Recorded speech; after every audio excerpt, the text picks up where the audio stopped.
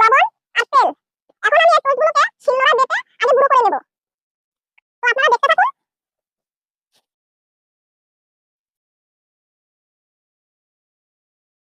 কুমড়ো ফুলটা রেডি। এবার কর্নফ্লাওয়ারে সামান্য নুন দিয়ে একটু জল দিয়ে গুলিয়ে নেব। কর্নফ্লাওয়ারের মধ্যে ডুবিয়ে তারপর আমি একটা একটা করে এভাবে বিস্কুটের গুঁড়োগুলো দিয়ে মেখে নেব। এইভাবে মেখে মেখে আমি সবকটা আগে তৈরি করে নেব। দেখুন সবগুলা রেডি করে নিয়েছি। এবার একটা একটা করে ভেজে নেব।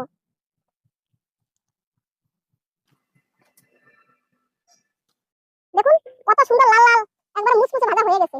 খেতেও হেভি। তো আপনারা ওইভাবে বাড়িতে বানিয়ে খাবেন।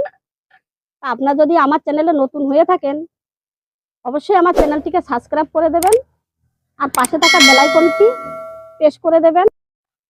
আর আপনি যদি ফেসবুকে দেখে থাকেন বিভা কুকিং ব্লগ পেজটি ফলো করে দেবেন।